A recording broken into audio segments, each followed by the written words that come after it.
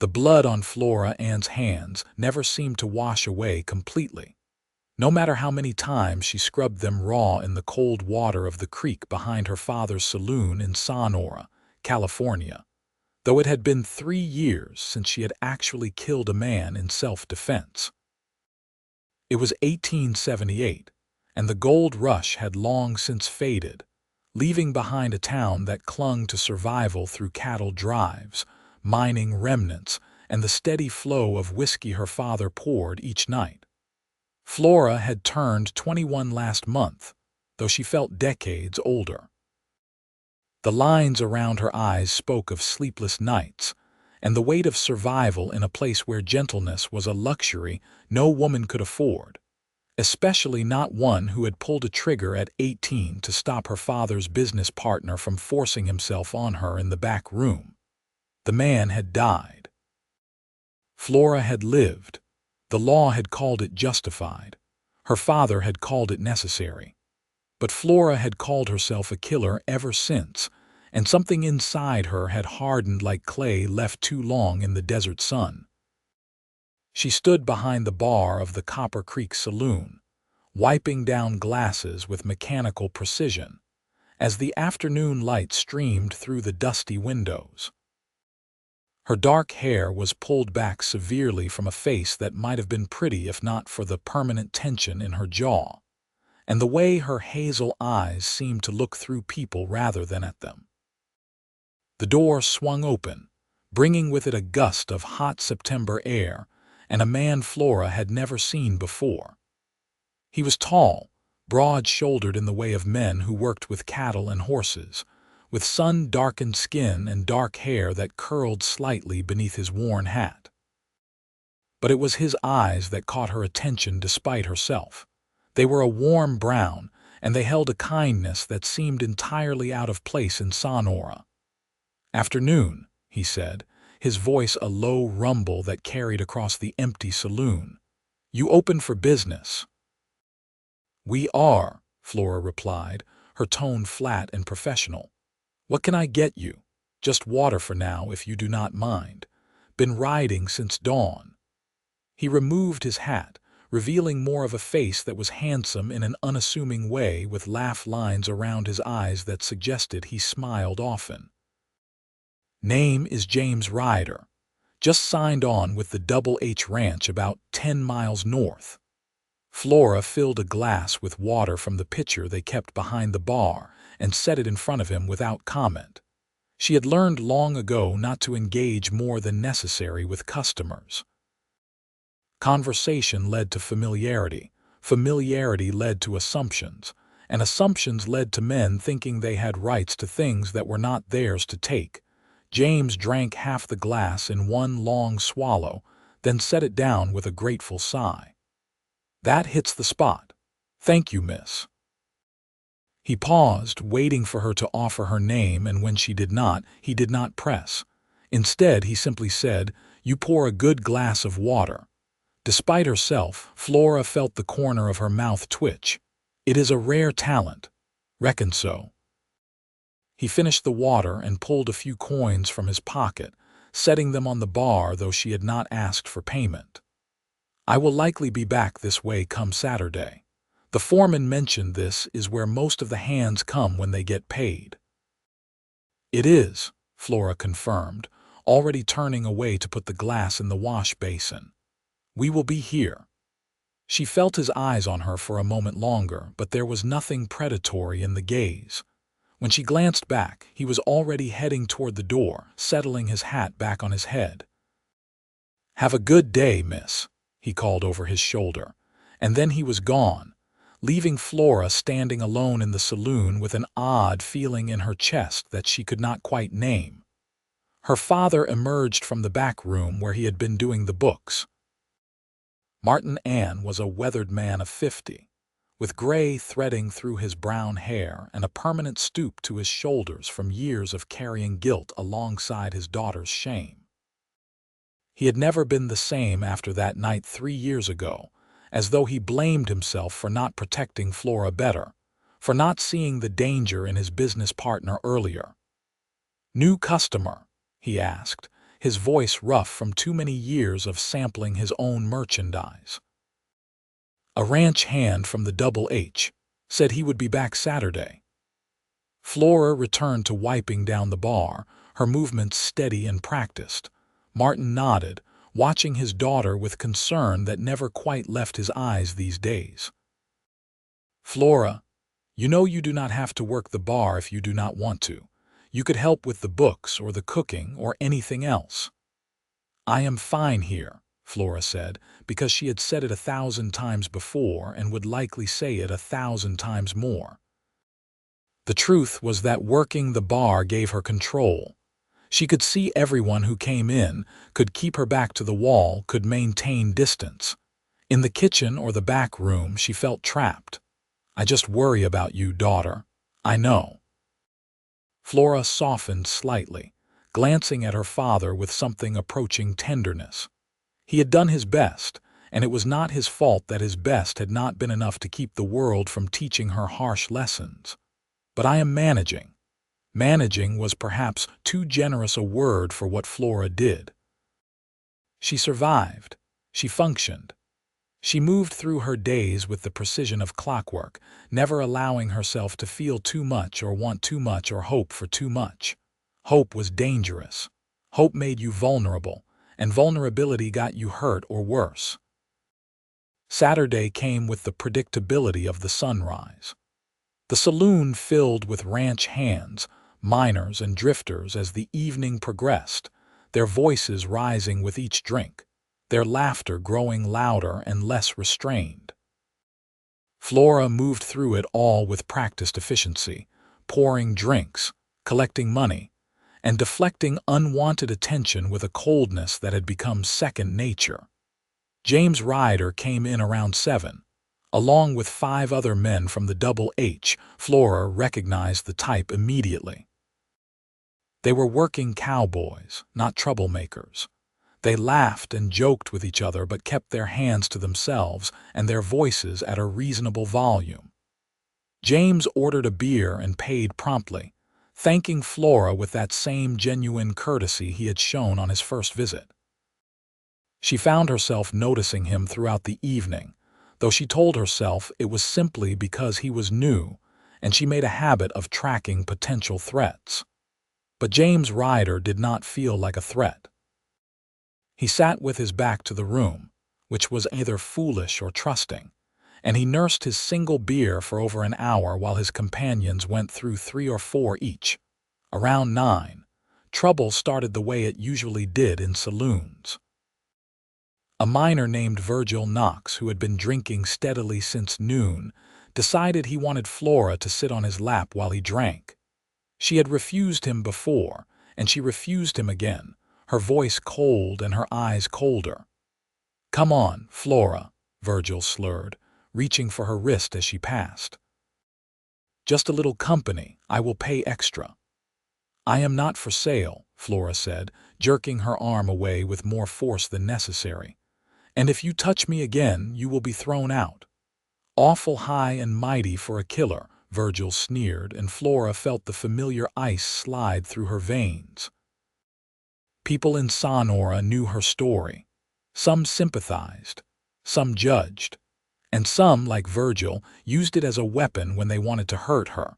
Before Flora could respond, James Ryder was standing beside Virgil's table. He had moved quietly but with purpose, and now he looked down at the miner with an expression that was still somehow gentle despite the steel beneath it. "Friend, I think you have had enough for tonight," James said, his voice calm and measured. "Why do not you head on home and sleep it off?" "Who the hell are you?" Virgil demanded, starting to rise. "Just someone who thinks you should apologize to the lady and be on your way." James did not move, did not raise his voice, but there was something in his stance that suggested he was not a man to be trifled with, despite his gentle demeanor. Virgil looked between James and Flora, his alcohol-fogged brain slowly processing the situation. Finally, he muttered something that might have been an apology and stumbled toward the door, his friends helping him along. Flora stared at James, unsure how to respond. She had not needed his help. She could have handled Virgil herself, had done so before. But the fact that James had intervened without being asked, without expecting anything in return, left her feeling strangely off balance. "You did not have to do that," she said finally. "I know." James returned to his table, picking up his half-finished beer. "But nobody should talk to you that way. I can handle myself. I do not doubt it." He met her eyes, and there was no pity in his gaze, no judgment, just a quiet acknowledgement. "But that does not mean you should have to handle everything alone." Flora opened her mouth to respond, then closed it again. She had no answer to that. She had been handling everything alone for 3 years, and before that, she had been handling most things alone anyway. Her mother had died when Flora was 12, leaving her to run the household and help her father with the saloon. Self-reliance was not just a habit, it was survival. She turned away without another word, but throughout the rest of the evening, she found her thoughts returning to James Ryder and his quiet intervention. He did not try to speak to her again that night, did not seek thanks or recognition. He simply finished his beer, said good night to his companions, and left with a polite nod in Flora's direction. It unsettled her more than Virgil's insults had. The following week brought a change in weather. The September heat broke with a series of thunderstorms that turned the streets of Sonora into rivers of mud and kept most people indoors. The saloon saw less business, which gave Flora more time to think, and thinking was something she generally tried to avoid. She found herself wondering about James Ryder, wondering if he would come back to the saloon, wondering why he had defended her, wondering what it would be like to trust someone's kindness instead of constantly questioning the motives behind it. It was dangerous thinking. Flora had learned that gentleness was often a mask for cruelty, that soft words could hide hard intentions. The man who had attacked her 3 years ago had been charming at first, complimentary even. Her father had trusted him, and that trust had nearly cost Flora everything. So she pushed thoughts of James aside and focused on her work, on the familiar routines that kept her grounded. She cleaned glasses and wiped down tables. She restocked the bottles behind the bar and counted the money in the till. She made small talk with the regular customers and deflected the irregular ones. But on Saturday, when the storms had passed and the Double H Ranch hands came back to town, Flora caught herself scanning the group for James's face.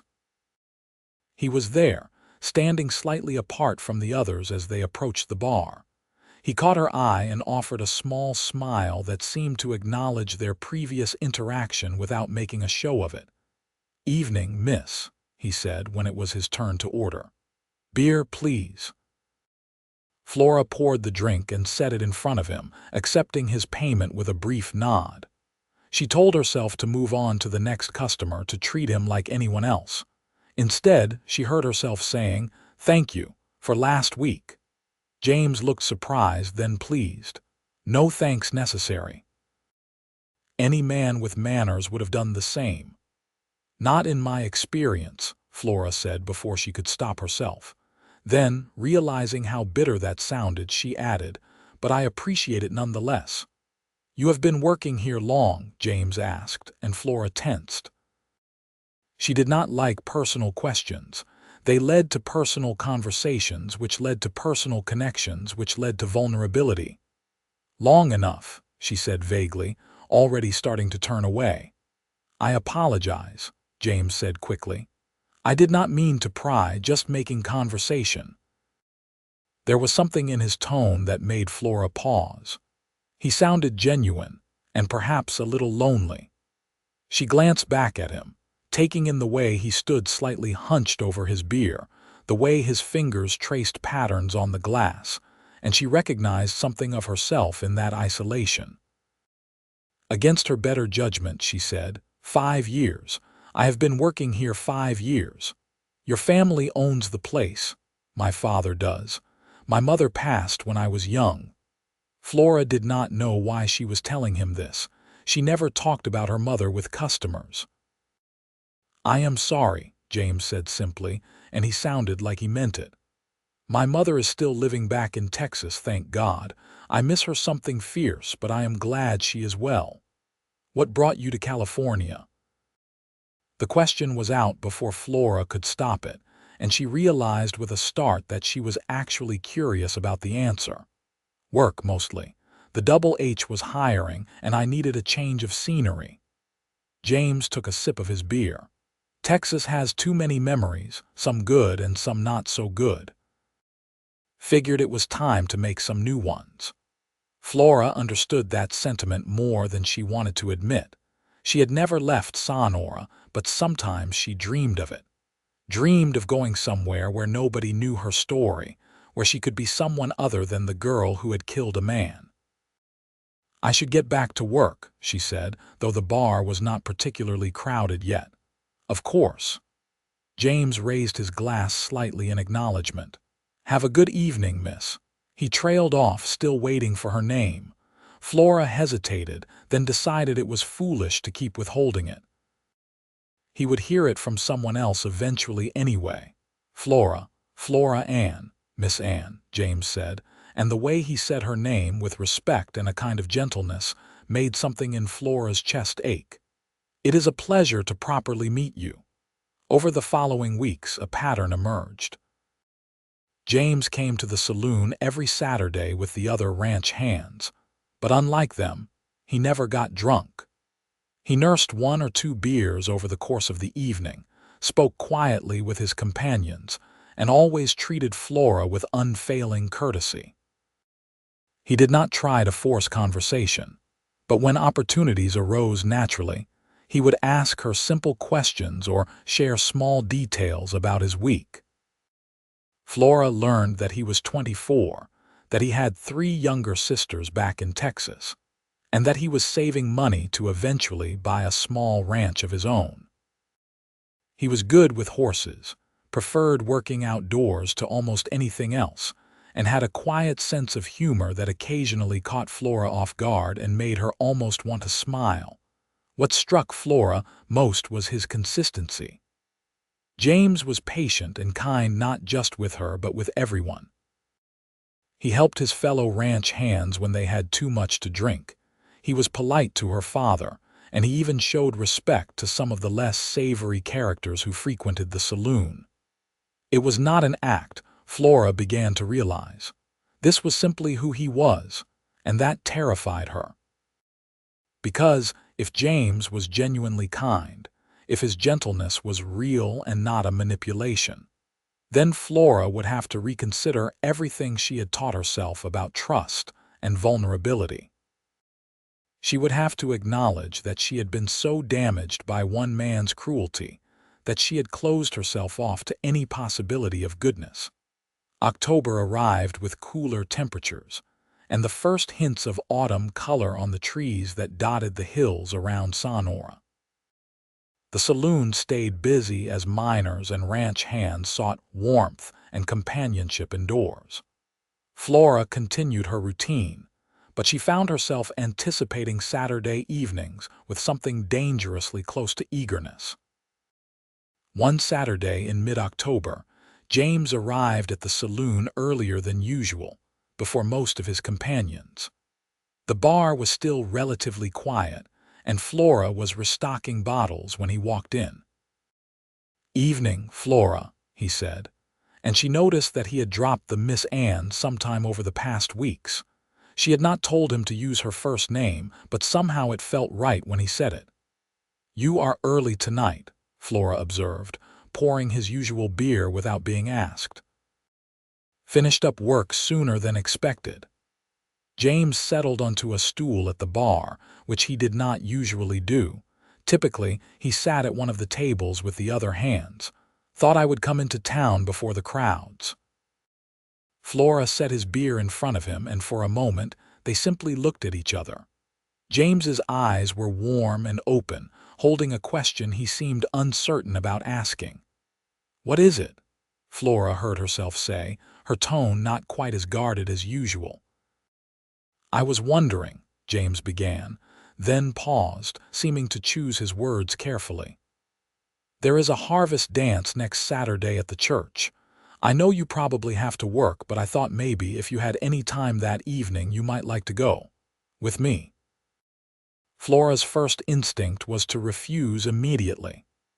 Dances meant crowds and touching and vulnerability. But she looked at James, at the hope and nervousness in his expression, and something in her wavered. "I do not dance," she said finally, which was not quite a refusal but not quite an acceptance either. "Neither do I, really," James admitted with a self-deprecating smile. "I mostly just step on people's toes and apologize a lot, but it might be nice anyway. Good food, good music. A chance to do something other than work. I do not go to town events." Flora's voice was quieter now, less certain. "People talk. People always talk," James said gently. "But they talk less when they actually get to know you instead of just knowing your story." Flora's breath caught. So he did know. Of course he knew. Everyone in Sonora knew. She waited for the judgment, for the fear or the disgust or the inappropriate curiosity. Instead, James simply said, "You do not have to give me an answer now. Think about it. If you decide to come, I will be there from 7 until whenever it ends. And if you do not, I will still see you here next time I am in town. No pressure either way." He finished his beer, laid down his payment plus a generous tip, and left before Flora could formulate a response. She stood behind the bar, staring at the coins he had left, her mind racing.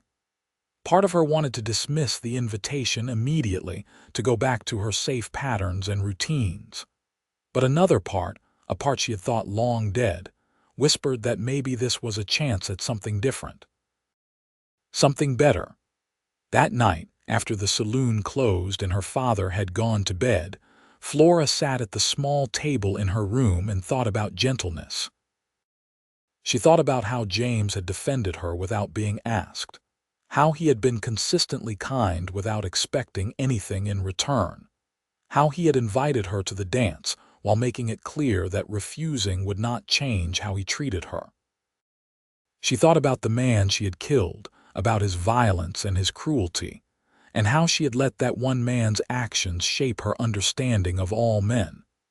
She thought about the walls she had built around herself, so high and so thick that nothing could get in to hurt her. But those same walls kept out everything else too. Joy, hope, connection, love. Flora had not realized she was crying until she felt the tears on her cheeks. She wiped them away roughly, angry at herself for this moment of weakness. But even as she did, she knew something had shifted. James Ryder had somehow found a crack in her walls, and now light was seeping through. The week that followed was one of the longest of Flora's life. She went through her usual routines, but her mind kept returning to the dance, to James's invitation, to the possibility of saying yes. She imagined herself going, imagined what it might feel like to stand beside him in a crowd, to maybe even let him take her hand. And she imagined all the ways it could go wrong. People staring, people whispering, someone bringing up her past. James realizing she was too damaged, too cold, too broken to be worth his time. By Saturday morning, Flora still had not made a decision. She dressed for work in her usual simple skirt and blouse, pinned her hair back with her usual severity, and went downstairs to help her father prepare the saloon for the evening crowd. "You seem distracted," Martin observed as they worked. "Something on your mind?" Flora hesitated, then said, "James Ryder invited me to the harvest dance tonight." Her father stopped what he was doing and looked at her with such surprise and hope that Flora almost regretted mentioning it. "Are you going to go?" "I do not know." Flora arranged glasses behind the bar with unnecessary precision. "I do not think it is a good idea." "Why not?" Martin came to stand beside her, his expression gentle. Flora, you are 21 years old. You should be going to dances and having fun, not hiding behind this bar every Saturday night. I am not hiding, sweetheart. Martin's voice cracked slightly. You have been hiding for 3 years, and I understand why. God knows I understand. But that man who hurt you, he already took so much from you. Do not let him take the rest of your life too. Flora's throat tightened. What if I do not remember how to be normal? What if I go and everyone sees how broken I am? You are not broken, Martin said firmly, taking his daughter's hands in his. You are wounded. But wounds can heal, especially with the right care. And from what I have seen, this James fellow seems like someone who understands the difference between broken and hurt, and who has the patience to help with healing. You have been watching him. I watch everyone who takes an interest in my daughter, Martin said with a slight smile. And I like what I see with this one. He is a good man, Flora, the kind of man who would never hurt you intentionally, the kind of man your mother would have approved of. The mention of her mother hit Flora unexpectedly hard. She had been thinking about her more lately, wondering what advice she would have given, what she would have thought of James. I am scared, Flora whispered, and it was the most honest thing she had said in years. I know, Martin said, pulling her into a hug. But maybe it is time to be scared and brave at the same time. At 6:30 that evening, Flora found herself standing in front of her small mirror, looking at her reflection with uncertainty. She had changed out of her work clothes into a dress she had not worn in years, a simple blue cotton with small white flowers. It was nothing fancy, but it made her look younger, softer. She had taken her hair down from its severe bun and let it fall in waves around her shoulders. She barely recognized herself. Her father appeared in the doorway and his eyes grew bright with tears. You look just like your mother did at your age. I do not know if I can do this, Flora said, her hands trembling slightly as she attempted to pin a small brooch to her dress. Here, let me. Martin came forward and helped her with the brooch, his fingers steady where hers were not. And you can do this, Flora. You are the strongest person I know. You have survived things that would have destroyed other people. Going to a dance is nothing compared to what you have already endured. What if he has changed his mind? What if he was just being polite? Then you come home and nothing has changed. But what if he has not changed his mind? What if this is the beginning of something good? Flora took a deep breath, then another. She thought about James's steady presence, his consistent kindness, the way he had looked at her when he extended the invitation. Not with pity or lust or judgment, just with hope. All right, she said finally. I will go. The walk to the church took 15 minutes, and with each step, Flora's anxiety grew. The evening air was cool and crisp, carrying the scent of wood smoke and falling leaves. She could hear music and laughter drifting from the church hall, and lights glowed warmly in the windows. Flora stopped at the edge of the churchyard, her courage faltering. There were people here she had known her whole life, people who had witnessed her shame and her survival. The thought of walking in there, of exposing herself to their stares and whispers, made her want to turn around and run back to the safety of the saloon. But then she saw James. He was standing near the entrance, holding his hat in his hands, scanning the arriving guests with an expression of barely concealed hopefulness.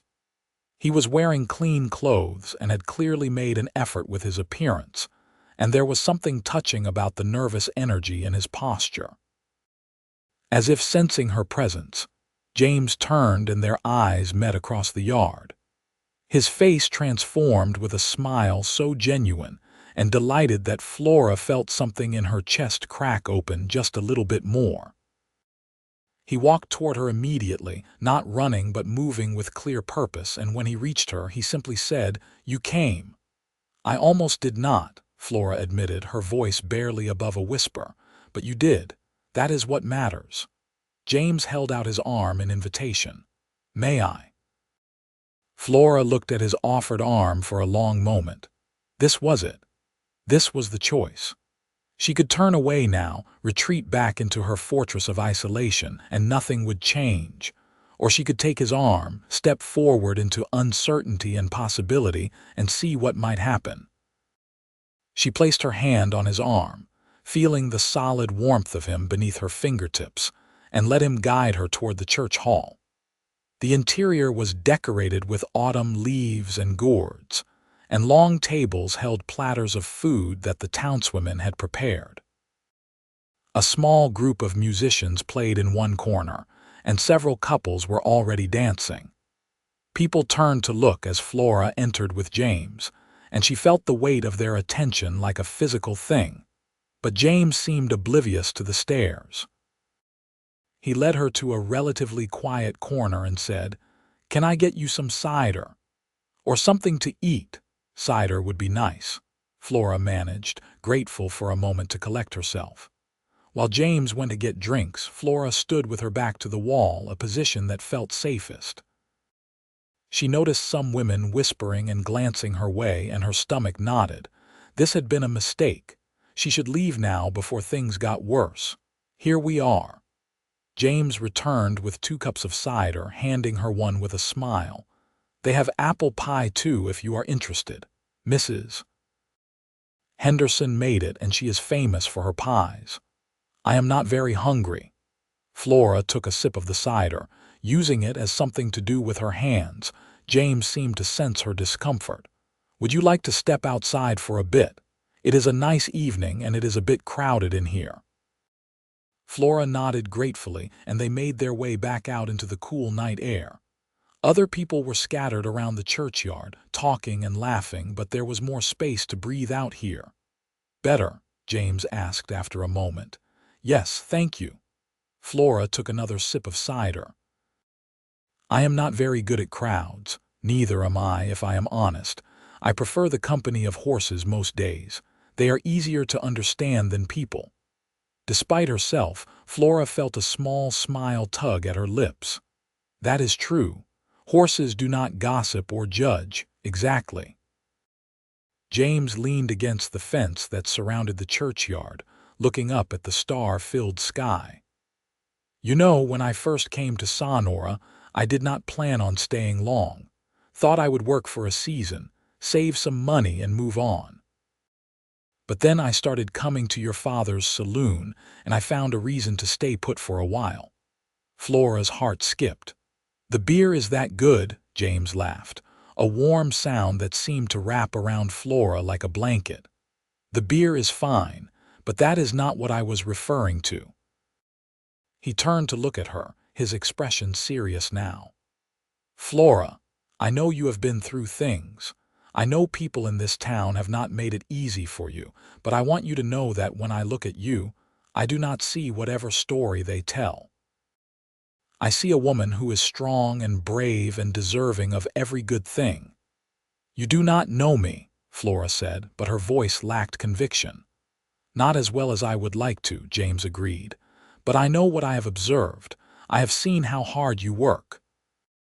I have seen how you handle difficult customers with grace. I have seen the way you take care of your father, even though I suspect he should be the one taking care of you. And I would like to know you better, if you would let me." Flora felt tears threatening and fought them back. She was not used to this, to someone seeing past her defenses, to someone wanting to know her instead of just knowing about her. "I killed a man," she said abruptly, "because if he was going to run, better he do it now.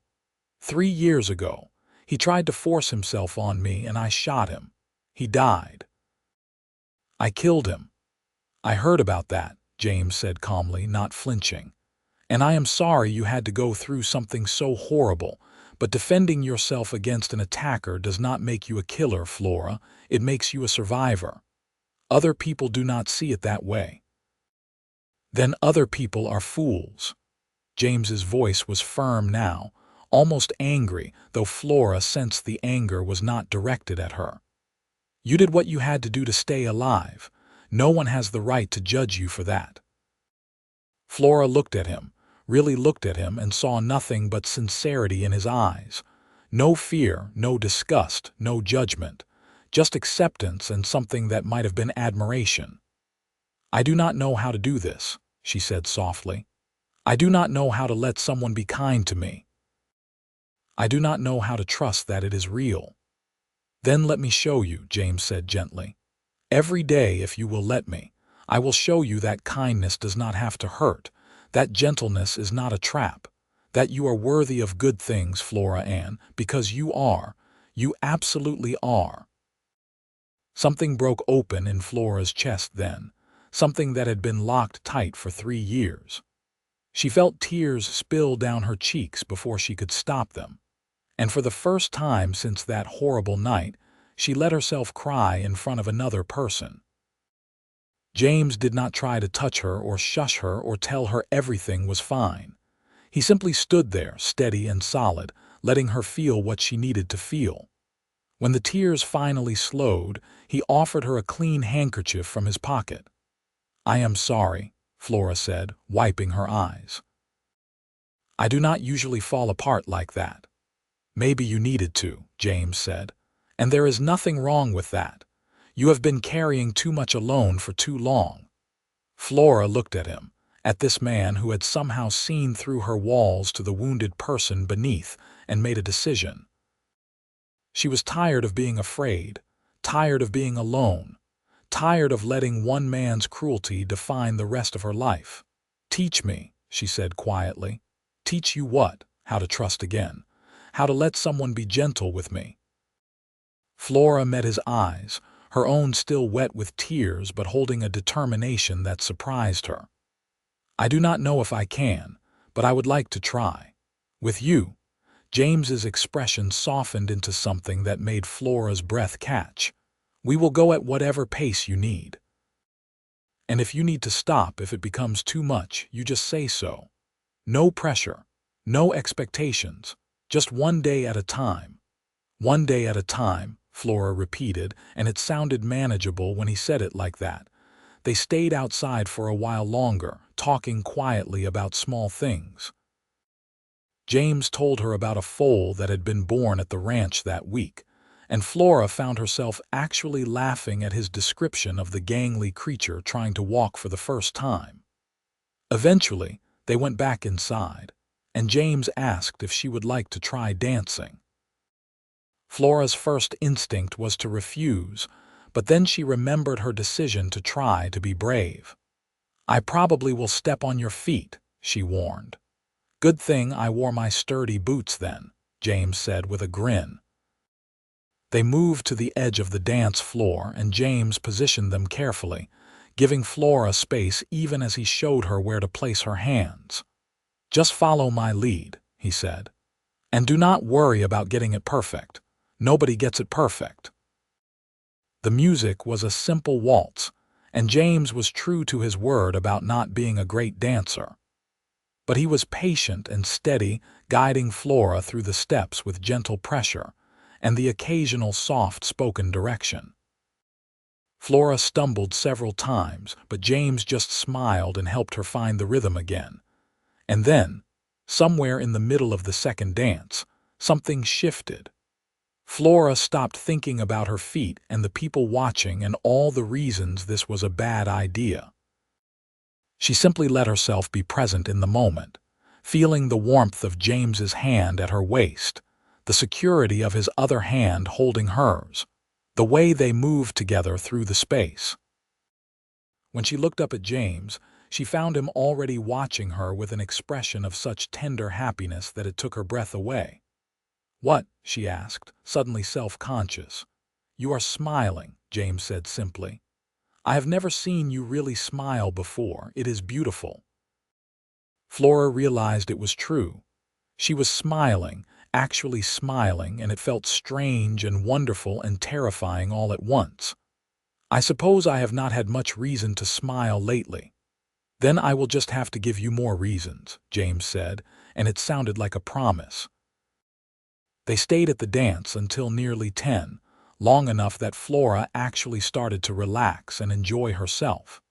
Some people continued to stare and whisper, but others came over to say hello, treating Flora with a friendliness she had not experienced in years. Mrs. Henderson, the pie maker, made a point of welcoming Flora and telling her how nice it was to see her out and about. Old Mr. Cooper, who ran the general store, mentioned that he remembered Flora's mother and what a wonderful woman she had been. It was not perfect. There were still judging looks and cold shoulders. But James stayed by Flora's side through all of it, his presence a steady anchor that kept her from drifting back into panic. When it was time to leave, James walked Flora home through the quiet streets of Sonora. The night air had grown colder, and Flora shivered slightly in her light shawl.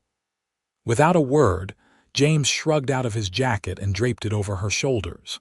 It smelled like him, like leather and soap and something distinctly masculine that made Flora's stomach flutter. They reached the saloon too soon, and Flora found herself reluctant to say goodnight. She removed James's jacket and held it out to him, but he shook his head. "Keep it for now. I will get it next time I see you." "Which will be when?" Flora asked before she could stop herself. James smiled. "Well, I was thinking maybe tomorrow if you are agreeable. There is a nice spot by the creek about a mile outside town. I could pack us a picnic lunch and we could spend some time talking without a crowd around. What do you think?" Flora thought about how easy it would be to say no, to retreat back into safety. But she also thought about how good it had felt to dance with James, to laugh, to be seen as someone other than a tragic story. "I would like that," she said. "The saloon is closed on Sundays, so I am free in the afternoon. 2 o'clock then. I can meet you here if that works." 2 o'clock, Flora confirmed, and then, on impulse, she stood on her toes and pressed a quick kiss to James's cheek. "Thank you for tonight, for everything." James touched his cheek where she had kissed him, looking stunned and delighted. "Thank you for giving me a chance.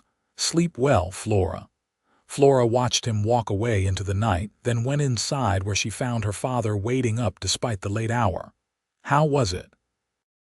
Martin asked, though his expression suggested he already knew the answer from the look on his daughter's face.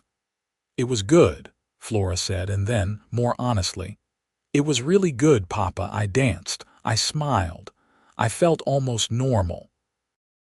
Martin pulled her into a hug, and Flora could feel him trembling slightly. "I am so proud of you, sweetheart. Your mother would be too." That night, Flora lay in bed wearing James's jacket over her nightgown, breathing in his scent and thinking about Gentleness. She thought about how he had held her while they danced, firmly enough to lead but gently enough that she never felt trapped. She thought about how he had let her cry without trying to fix it. She thought about how he had invited her on a picnic, creating space for them to know each other better away from prying eyes. She thought about his promise to show her, every day, that she was worthy of kindness. And for the first time in 3 years, Flora let herself hope that maybe, just maybe, she could learn to believe him. Sunday afternoon arrived bright and clear, one of those perfect autumn days that seemed designed for outdoor excursions. Flora changed clothes 3 times before settling on a simple green dress and her worn boots. She pinned her hair back loosely, letting some curls frame her face, and looked at her reflection with a mixture of nervousness and anticipation. James arrived promptly at 2, carrying a basket that looked heavy with food. He had cleaned up again, his dark hair still damp from washing, and his smile when he saw Flora was warm enough to chase away her lingering anxiety. "You look lovely," he said, and the compliment sounded sincere rather than practiced. "Thank you. You look very nice yourself." Flora grabbed a blanket from inside and closed the door behind her. The streets were quiet, most people either at church or resting at home. They walked side by side toward the edge of town, making small talk about the weather and the dance from the night before. Flora noticed that James matched his pace to hers, never rushing or pulling ahead, and when the path narrowed, he naturally fell back to let her lead. The creek spot James had mentioned was beautiful. Tall trees provided dappled shade, and the water ran clear and swift over smooth stones. Wildflowers still bloomed in patches despite the advancing season, and the air smelled clean and fresh. James spread the blanket on a flat spot near the water while Flora set down the basket. Inside, she found fried chicken, fresh bread, cheese, apples, and what looked like cookies wrapped in cloth. "Did you make all this?" she asked, impressed. "The cookies are courtesy of the ranch cook, but I managed the rest myself," James admitted. "My mother insisted all her children learn to cook, regardless of being boys or girls. Said it was a basic life skill like reading or riding." "Your mother sounds wise." "She is. You would like her."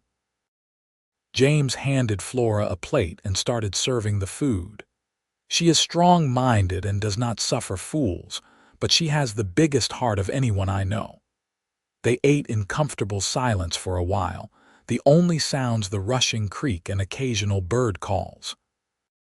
Flora found herself relaxing in a way she rarely did, something about the setting and James's easy presence making her feel almost safe.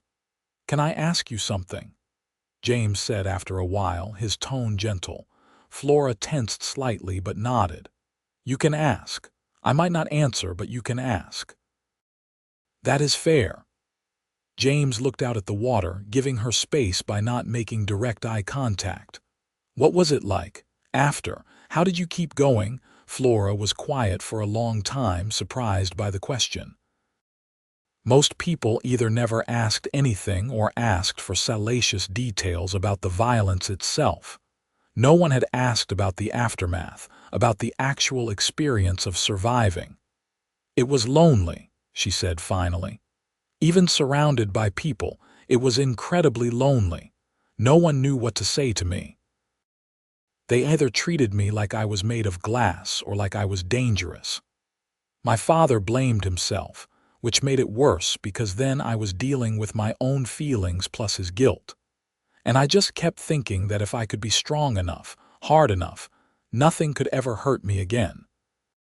"But being hard all the time is exhausting," James said softly. "Yes." Flora looked at him, grateful that he understood. "I am tired, James. I am so tired of keeping everyone at a distance, but I do not know how to be any other way. What if you did not have to figure it out all at once?" James turned to face her fully now. "What if we just took it one moment at a time? Right now, in this moment, you are safe. I am not going to hurt you. I am just going to sit here and eat cookies and enjoy your company. That is all."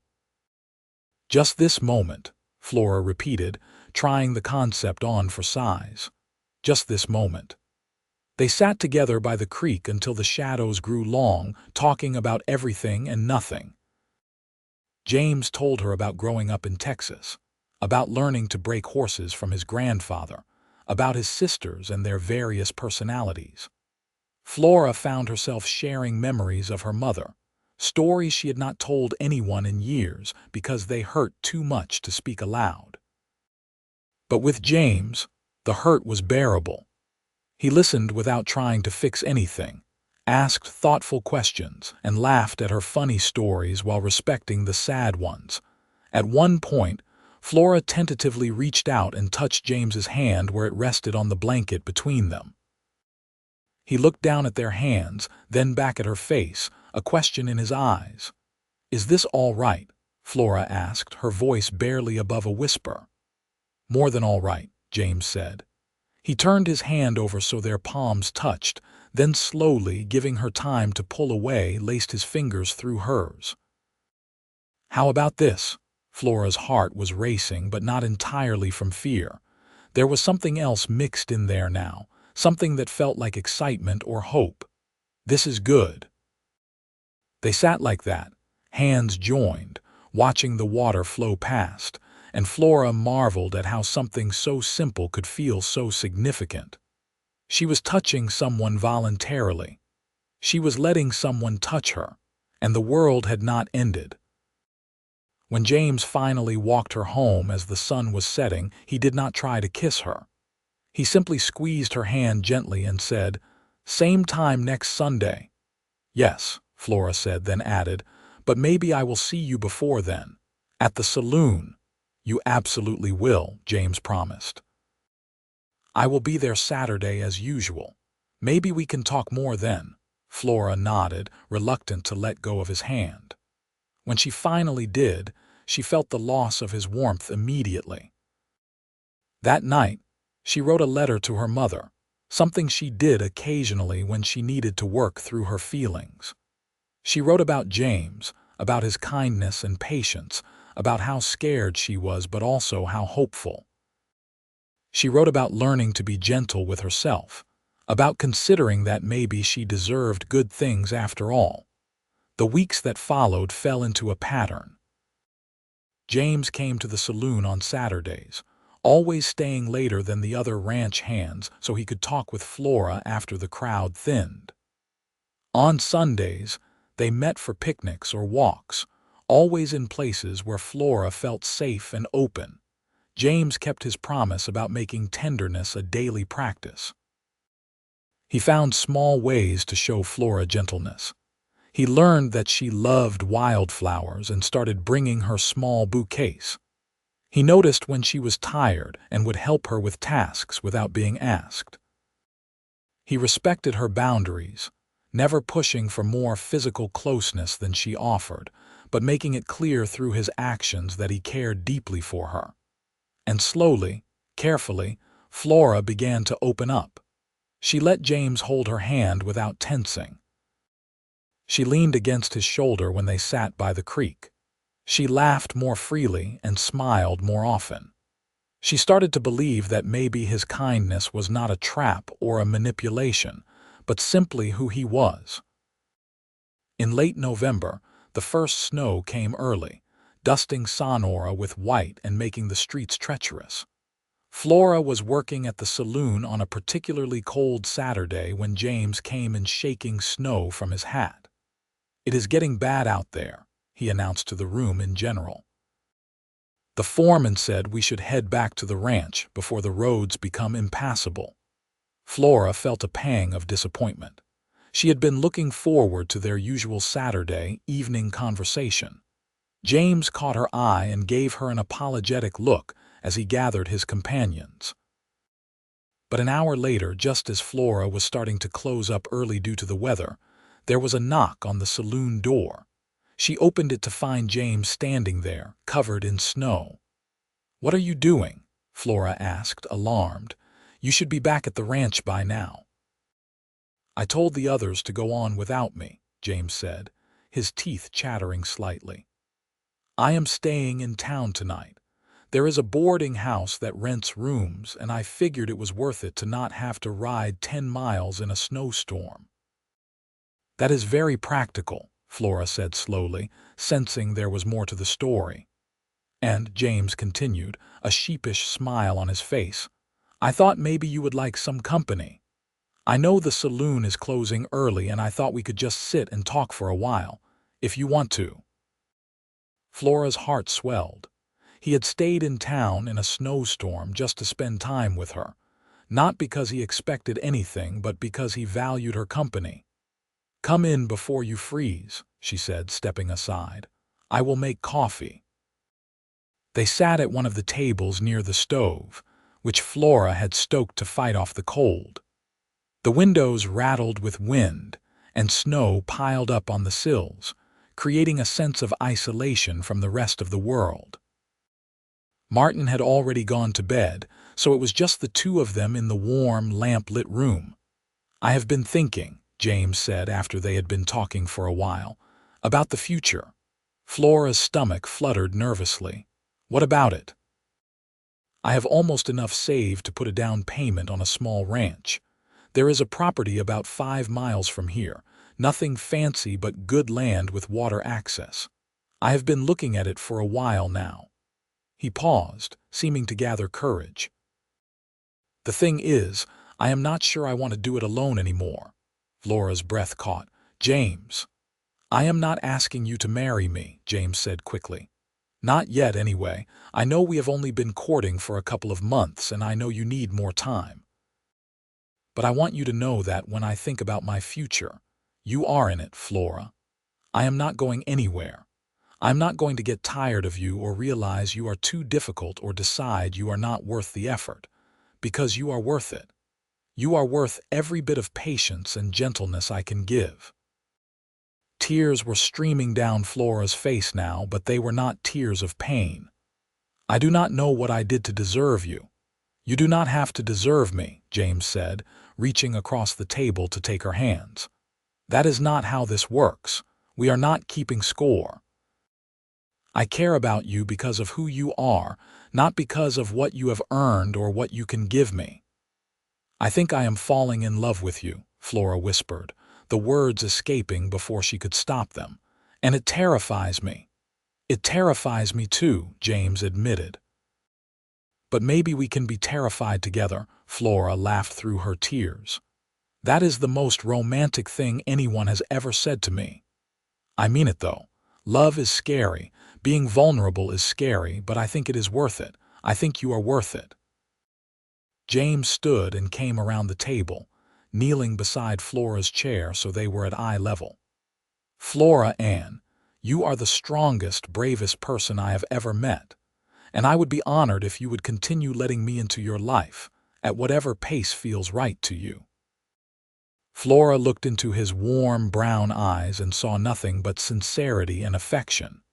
She reached out with a trembling hand and touched his face, tracing the line of his jaw, feeling the slight stubble there. James held perfectly still, letting her explore, his eyes never leaving hers. "Kiss me," Flora said, surprising herself with the boldness of the request. "Are you sure?" James asked, even as his eyes dropped to her lips. "I am sure." James rose slightly, bringing his face level with hers, and paused one more time, giving her a chance to change her mind. When Flora did not pull away, he closed the distance between them and pressed his lips to hers in a kiss that was everything Flora had been afraid to hope for. It was gentle and sweet and patient, asking nothing and offering everything. When they pulled apart, Flora was crying again, but this time James gently wiped her tears away with his thumbs, his hands cradling her face with infinite care. "All right?" he asked softly. "More than all right," Flora said, echoing his words from weeks ago. "Perfect." They sat together for hours that night, talking and occasionally kissing, the storm raging outside while inside they created their own shelter of tenderness and growing love. Flora told James things she had never told anyone, about the nightmares she still had sometimes, about the way certain sounds or touches could send her back to that horrible night 3 years ago, about her fear that she was too damaged to ever be a good partner to anyone, and James listened to all of it without flinching or judging. He shared his own fears. About not being good enough, about failing to protect the people he loved, about his father's drinking problem back in Texas, and how it had shaped his views on alcohol. As the night deepened and the storm finally began to ease, Flora realized she had been wrong about so many things. She had thought strength meant being hard, impenetrable. But real strength, she was learning, was allowing yourself to be soft with the right person. She had thought she was unworthy of gentleness, but James was teaching her that everyone deserved tenderness, especially those who had been denied it for too long. When James finally left for the boarding house around midnight, Flora stood in the doorway of the saloon and watched him walk away through the snow-covered street. He turned back once to wave, and Flora waved back, her heart feeling fuller than it had in years. Winter deepened, and with it, Flora and James's relationship grew stronger. They spent as much time together as James's work schedule allowed.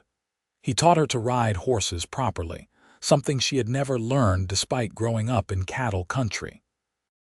She taught him to play cards, laughing at his terrible poker face. They talked about everything, about religion and politics and hopes for California's future, about books they had read and places they wanted to see someday, about the small ranch James was planning to buy and what kind of life they might build there together. On Christmas Eve, James gave Flora a present wrapped in brown paper and tied with string. Inside was a beautiful shawl in deep blue, soft as a cloud. "It is not much," James said, looking anxious. "But I saw it in the general store and thought the color would look beautiful on you." "It is perfect," Flora said, immediately draping it around her shoulders. "I love it, James, but I did not get you anything." "You gave me the greatest gift already," James said. "You trusted me. You let me in." "That is worth more than anything I could ever buy." Flora kissed him then, deep and long, and when they pulled apart she said, "Ask me." "Ask you what?" "Ask me to marry you." James's eyes widened. "Flora, are you sure? I do not want you to feel rushed." "I am sure," Flora said, and she was. Somewhere over the past months, the fear had been replaced by certainty. "I love you, James Ryder. I want to build a life with you. I want to wake up next to you and go to sleep beside you and face whatever comes knowing you are with me." "Flora Anne," James said, his voice thick with emotion. "Will you marry me? Will you be my wife and my partner and let me spend the rest of my life showing you how much you are loved?" "Yes," Flora said simply. "Yes, absolutely yes." James whooped with joy and picked Flora up, spinning her around while she laughed breathlessly. When he set her down, they were both grinning like fools. "When?" James asked. "How soon can we make this happen?" "The new year," Flora said. "Let's start 1879 as husband and wife." They were married on January 5th in the same church where they had attended the harvest dance.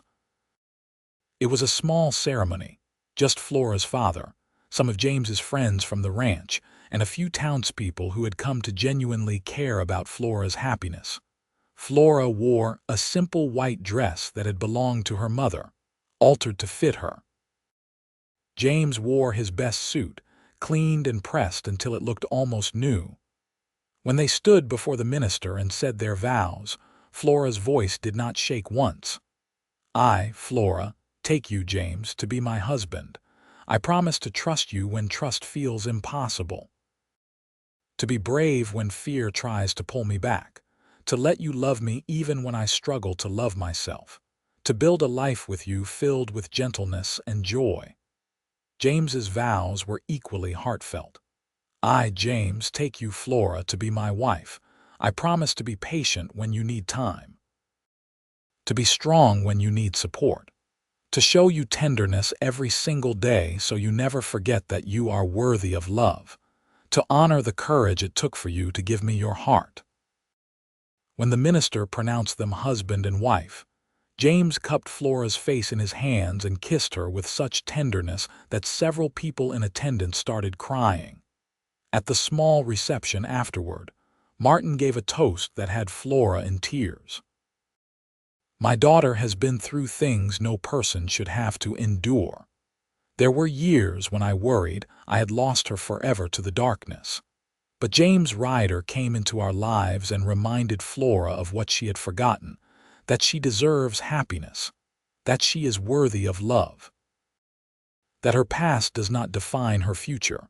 Son, I could not have chosen a better man for my daughter. Welcome to our family." 2 weeks after the wedding, James finalized the purchase of his ranch. It was a modest property with a small house, a barn that needed repairs, and about 50 acres of decent grazing land.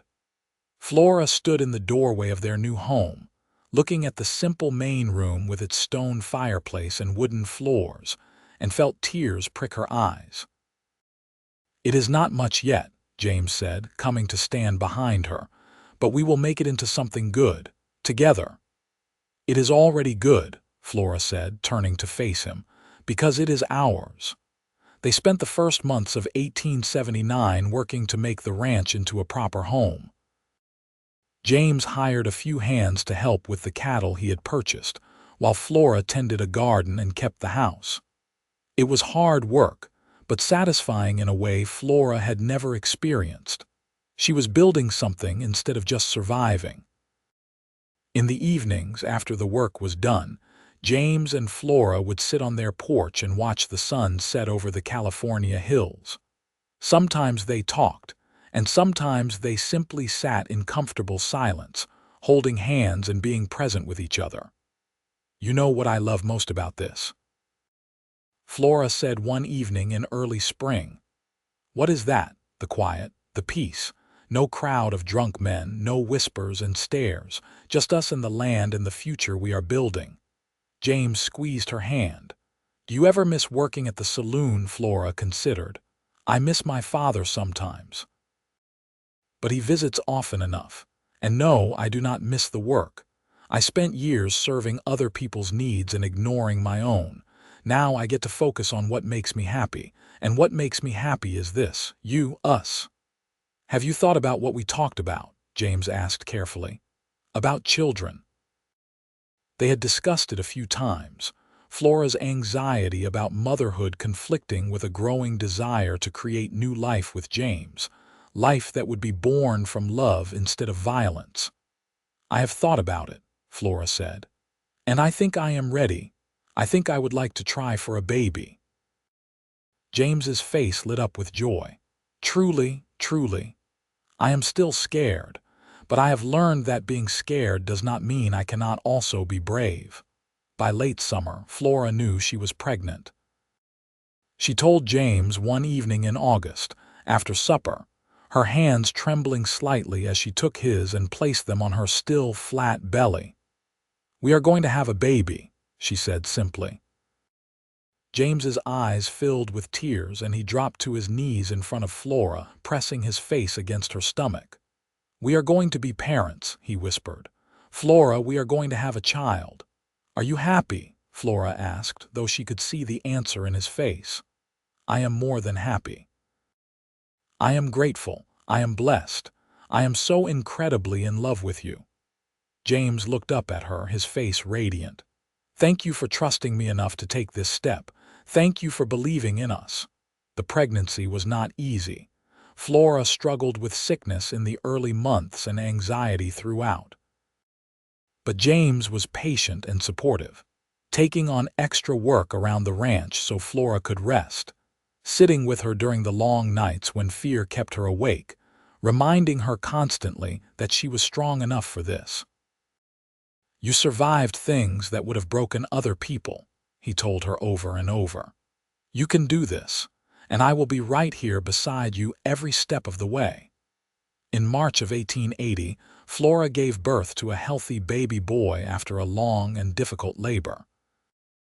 James held her hand through all of it, whispering encouragement and love, never leaving her side.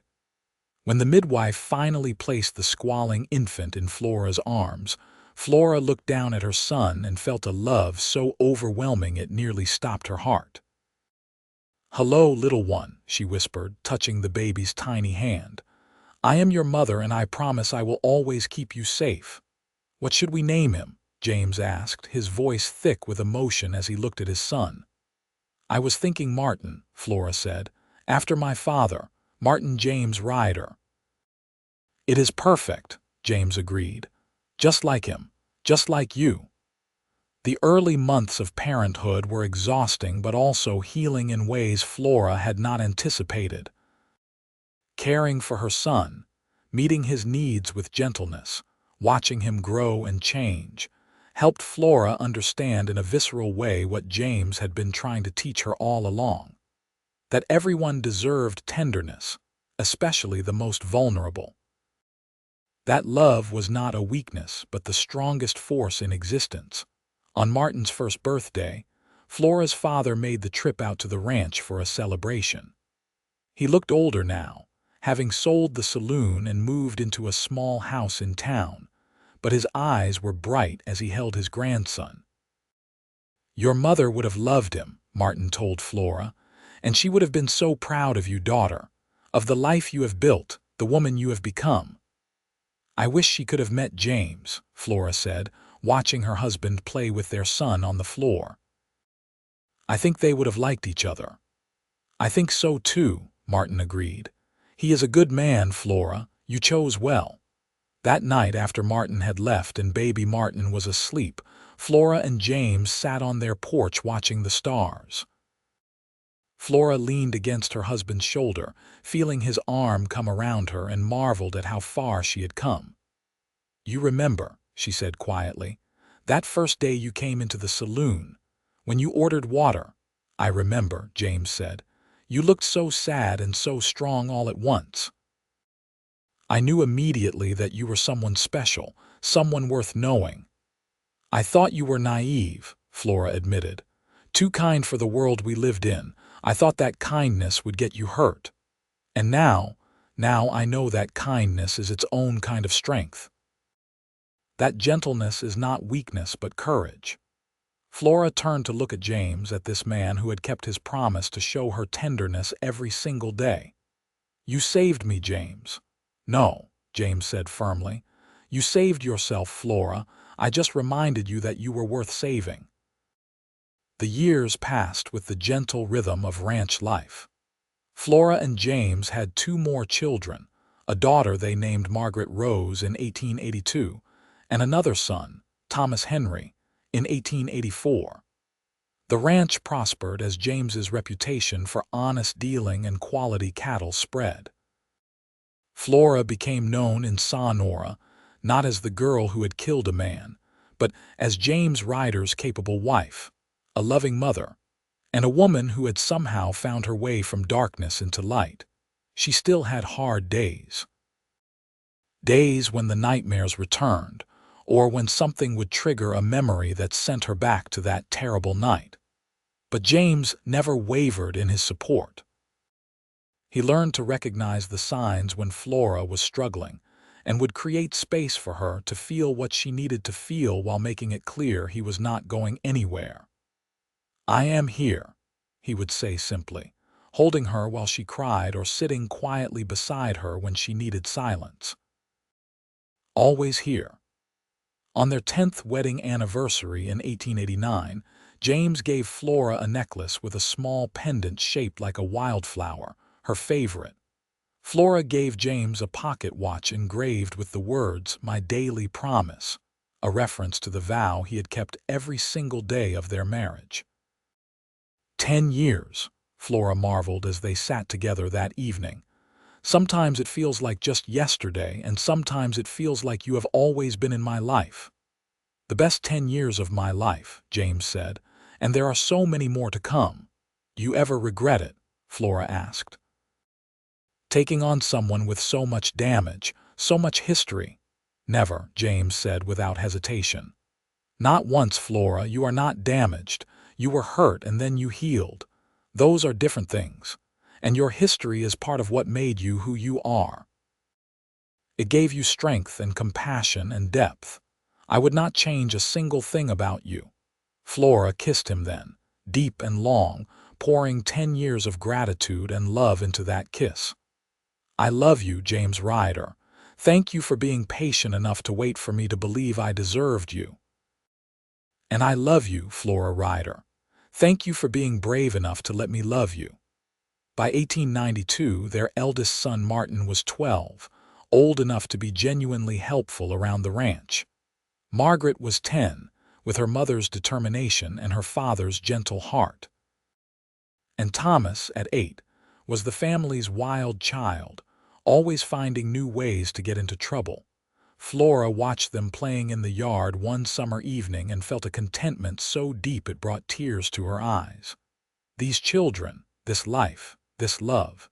It had all seemed impossible once. She had believed she was too broken, too damaged, too unworthy of gentleness. But James had made tenderness his daily promise, and in doing so, he had helped Flora understand that healing was possible. That love was not something to be earned, but something to be accepted. That her past did not have to define her future. "What are you thinking about?" James asked, coming to stand beside her on the porch. "About how wrong I was," Flora said. "About so many things. About myself, about what I deserved, about what was possible." "You were not wrong," James corrected gently. "You were protecting yourself the only way you knew how. But you do not need those walls anymore, Flora. You are safe now. You have been safe for a long time." Flora turned to look at her husband, at the gray that was just starting to thread through his dark hair, at the lines around his eyes that had deepened from years of laughter and honest work. He was 41 now, and she was 35, and they had built something real and lasting together. "I am safe," Flora agreed. "Because of you. We keep each other safe," James said, taking her hand. "That is what partners do." They stood together watching their children play as the sun set over their land. And Flora sent a silent thank you to whatever force had brought James Ryder into her life that day in 1878. He had been a stranger ordering water in her father's saloon, but he had become her husband, her partner, her proof that gentleness was real and that she had always been worthy of love. The summer of 1895 brought change to the Ryder family. Martin, now 15, announced his intention to eventually take over the ranch, showing a natural aptitude for the work that made James beam with pride. Margaret had developed a love of teaching and talked often about attending the new teachers' college in Sacramento. And Thomas, true to form, declared he wanted to be an explorer and see the whole world. "They are growing up so fast," Flora said one evening as she and James prepared for bed. "Soon they will all be grown and gone." "We will have more time for each other then," James said, pulling her into his arms. "Not that I am wishing away their childhoods, but I am looking forward to years of just us again. Maybe we could take that trip we have always talked about, see the ocean." "I would like that," Flora said, resting her head against his chest and listening to the steady beat of his heart. This heart that had loved her so faithfully for 17 years. "You ever think about her?" James asked quietly. "The girl you were before, back at the saloon," Flora considered. "Sometimes. She feels like a different person now. Someone I used to be but am not anymore. I am grateful to her, though, for being strong enough to survive, for being brave enough to take a chance on you." "I am grateful to her too," James said, pressing a kiss to Flora's hair. "And I am grateful to the woman you are now, for building this life with me, for giving me our children, for teaching me that strength and gentleness can exist in the same person." They made love that night with the familiarity and tenderness of long partnership. And afterward, Flora lay in James's arms and thought about the journey she had taken. From the terrified girl who could not wash the blood from her hands to the woman who now used those same hands to tend her garden, hold her children, and touch her husband with love. It had been a long road, but James had walked it beside her every step of the way. He had kept his promise. Every single day, he had shown her gentleness. And in doing so, he had helped her heal wounds she had thought were permanent. In 1898, Margaret left for Sacramento to begin her teacher training. The house felt emptier without her cheerful presence, but Flora was proud of her daughter's ambition and determination. Martin was 18 now, and had officially taken on more responsibility at the ranch. Thomas, at 14, was still dreaming of adventures but had agreed to finish his schooling first. "Our babies are becoming adults," Flora said to James as they waved goodbye to Margaret. "When did that happen?" "Gradually and then suddenly," James said, pulling Flora close. "But we raised them well. They are kind and strong and ready to face the world." "Because you taught them," Flora said. "You showed them what real strength looks like, what true gentleness means." "We taught them together," James corrected. "You showed them that surviving difficult things does not make you weak, that healing is possible, that love is worth fighting for." That fall, Flora's father Martin passed away peacefully in his sleep. He was 70 years old and had lived to see his grandchildren growing into fine young people. Flora grieved, but there was comfort in knowing he had died happy, proud of the life his daughter had built. At the funeral, Flora stood between James and her eldest son, both men offering her their steady support, and she thought about the different kinds of love in her life. Her father's protective, guilt-tinged love, her children's simple, trusting love, and James's patient, healing love that had changed everything. "He was proud of you," James whispered as they left the cemetery. "He told me so many times over the years. Said you were the strongest person he had ever known." "I learned it from him," Flora said. "He kept going after my mother died. He kept working and loving me even when I made it difficult. He survived his own grief. That taught me I could survive mine." The new century arrived with celebration and hope. In January of 1900, Flora and James threw a party at the ranch to welcome the 20th century. Martin brought his young wife of 2 years, a sweet girl named Sarah from a neighboring ranch. Margaret came home from Sacramento with stories of her teaching work. Even Thomas, now 16 and champing at the bit to see the world, agreed that this was a milestone worth celebrating together. Flora looked around her home, filled with family and friends and laughter, and felt a profound sense of gratitude. She was 43 years old now. 22 years had passed since that night in the saloon when she had killed a man and nearly killed herself with guilt and self-hatred. 22 years since James Ryder had walked into her life and shown her that gentleness was not a weakness to be exploited but a strength to be cherished. "Thank you," she said to him later that night, after everyone had left or gone to bed. They stood in their bedroom, helping each other undress with the comfortable intimacy of long marriage. "For what?" James asked. "For everything. For seeing me when I was invisible. For staying when I was difficult. For loving me when I did not think I could be loved. For keeping your promise every single day for 22 years. James cupped her face in his hands, looking at her with eyes that held as much love now as they had on their wedding day. "It was the easiest promise I ever made. Loving you, showing you tenderness, treating you with gentleness. It never felt like work, Flora, it felt like privilege." "I was so wrong about myself," Flora whispered. "I thought I was unworthy. I thought I was broken beyond repair. And now I know that I was always worthy, that everyone is worthy of kindness and love. And that the right person does not just tolerate your scars, they honor them as part of your story."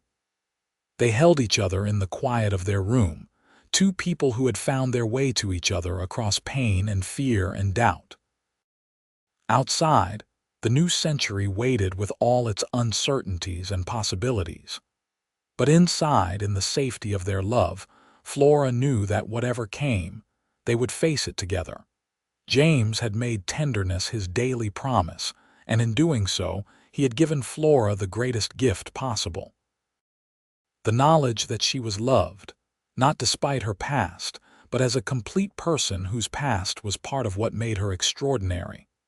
The years continued their gentle march forward. Margaret married a fellow teacher in 1903 and gave Flora and James their first grandchild, a daughter, in 1904. Martin and Sarah welcomed a son in 1905. Even Thomas, after his promised adventures, returned home in 1907 and settled on a piece of land adjacent to the family ranch. Flora became the matriarch of a growing family, the center around which everyone orbited. Her grandchildren knew her as a loving grandmother who told wonderful stories and always had cookies in her kitchen. They did not know about the girl she had been, the violence she had survived, the years of self-imposed isolation. But James knew. And he never forgot the courage it had taken for Flora to open herself to love. He continued his daily practice of gentleness, a touch on her shoulder as he passed, a flower left on her pillow, a word of appreciation for the life they had built together. On their 30th wedding anniversary in 1909, Flora and James finally took their trip to see the ocean. They traveled to San Francisco and stood on the beach, holding hands and watching the waves crash against the shore. "It is beautiful," Flora breathed, feeling the salt spray on her face. "Not as beautiful as you," James said, and after 3 decades together he could still make Flora blush. "We have been very lucky," Flora said, "to have found each other, to have built the life we have." "Luck had something to do with it," James agreed. "But mostly it was you being brave enough to trust me, to trust us." Flora turned to face him fully, this man who had kept his promise for 30 years. His hair was mostly gray now, and his face bore the lines of hard work and honest living. But his eyes still held that same gentle warmth that had caught her attention so long ago. "I love you," she said simply. "I have loved you for so long that I cannot remember what it felt like not to love you. You saved my life, James Ryder." "We saved each other," James said, pulling her close.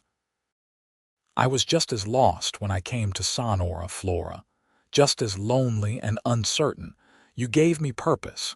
You gave me a reason to be the man I wanted to be, the man my mother raised me to be." They stayed at the ocean for a week, walking on the beach, eating fresh seafood, and simply enjoying each other's company without the demands of ranch life or family obligations. It was a second honeymoon, a celebration of 3 decades of love and partnership. On their last evening in San Francisco, they sat on the balcony of their hotel room and watched the sun set over the water. Flora rested her head on James's shoulder, feeling completely at peace. "You ever regret it?" James asked, echoing Flora's question from years ago. "Taking a chance on me?" "Leaving the life you knew? Not for a single moment," Flora said firmly. "Every day with you has been a gift. Every moment of our life together has been worth more than all the years before. Even the hard times, especially the hard times," Flora said. "Because the hard times taught us how strong we are together, how we can face anything as long as we face it as partners." They returned to the ranch renewed and refreshed, ready to begin their 4th decade together. The children were grown now, building their own lives, but they visited often with the grandchildren. The ranch continued to prosper under Martin's management, and Flora and James settled into the comfortable rhythm of a long marriage, still finding joy in simple things. Morning coffee together on the porch, evening walks around their property, working side by side in Flora's garden, reading aloud to each other on cool evenings, making love with the slow tenderness of people who knew each other's bodies as well as they knew their own. In 1912, Flora turned 55. James threw her a party that brought the whole family together, 3 generations now. Flora looked around at her children and grandchildren, at the life that had grown from the love she and James had planted so many years ago, and felt such profound gratitude that it brought tears to her eyes. "Do not cry, Grandma," one of her grandchildren said, patting her hand with concern. "These are happy tears," Flora assured the child. "Sometimes people cry when they are very, very happy." That night, after everyone had left, James found Flora standing in their bedroom looking at an old photograph from their wedding day. 2 young people, Flora 22 and James 25, looking at each other with love and hope and just a touch of uncertainty about what the future would bring. "We were so young," Flora said, touching the image gently. "We were," James agreed, coming to stand beside her. "But we were smart enough to choose each other. That is what matters." "I almost did not choose you," Flora confessed. "I almost let fear win. I almost convinced myself that I did not deserve someone like you." "But you did not," James said softly. "You chose love instead of fear. You chose hope instead of despair. You chose us, Flora, and that choice changed everything. Flora set down the photograph and turned to her husband. "Make love to me," she said. "Show me that we are still those two young people who believed in each other enough to take a chance." And James did, with all the tenderness and passion of their 33 years together, proving that love does not fade with age but deepens, becoming richer and more precious with each passing year. The First World War came and went, touching their lives only peripherally. Thomas, at 32, was too old for the draft. Martin's son was too young. They watched the world change around them, but their love remained constant. By 1920, James was 66 and Flora was 63. They had been married for 41 years. James's body bore the wear of decades of ranch work. He moved more slowly now, and his hands sometimes ached with arthritis. But his love for Flora had never dimmed, not for a single day. One evening in late summer, they sat on their porch as they had done thousands of times before. James held Flora's hand, his thumb tracing circles on her palm in a gesture so familiar that neither of them consciously thought about it anymore. "I was thinking today," James said quietly, "about that first time I saw you, how sad you looked, how alone. And I remember thinking that I wanted to know you, wanted to understand what had put that sadness in your eyes."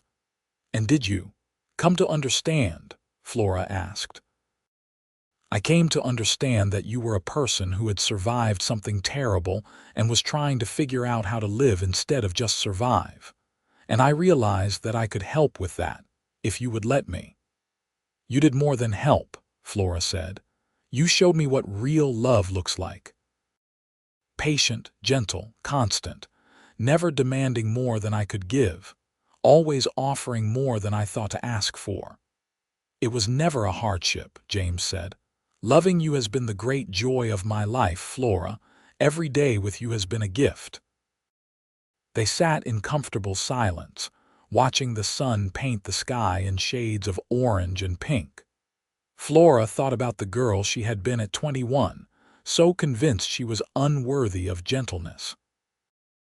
And she thought about the woman she was now, at 63, who knew with absolute certainty that she was loved. "Thank you," she said softly, "for your daily promise, for keeping it all these years, for showing me that I was wrong about myself." "Thank you for letting me love you," James replied. "For being brave enough to trust, for building this beautiful life with me." As darkness fell and the stars emerged one by one, Flora and James stayed on their porch, hands linked, hearts intertwined. They had started as two wounded souls finding their way to each other across pain and fear. They had become partners, building a life of love and gentleness that had rippled out to touch their children and grandchildren, and would continue long after they were gone. Flora had believed she was unworthy of gentleness, but James had made tenderness his daily promise. And in doing so, he had not just changed Flora's life. He had shown her that everyone deserves love, that healing is possible, and that the right kind of love does not hurt. It heals. Their story was one of patience and persistence, of choosing love over fear every single day. It was a testament to the power of gentleness in a harsh world, and to the transformative nature of consistent, faithful love. And as they sat together under the California stars, hands linked after more than 4 decades of marriage, both Flora and James knew that they had found something rare and precious. They had found each other, and in doing so, they had found themselves. The love story that had begun in a saloon in Sonora in 1878 would continue until their final breaths, a living proof that tenderness could heal even the deepest wounds, and that no one was ever truly unworthy of gentle love. They lived out their remaining years surrounded by family and love, always together, always partners. Always proof that the best love stories are not about grand gestures but about daily choices to be kind, to be gentle, to be faithful. James continued his promise of tenderness until the very end, and Flora never stopped being grateful that she had been brave enough to accept it. Their legacy lived on in their children and grandchildren, in the ranch they had built together, and in the love story they had created from broken pieces and patient hands. It was a story that would be told for generations, about the cowboy who made tenderness his daily promise, and the woman who learned she was worthy of every bit of that gentle love.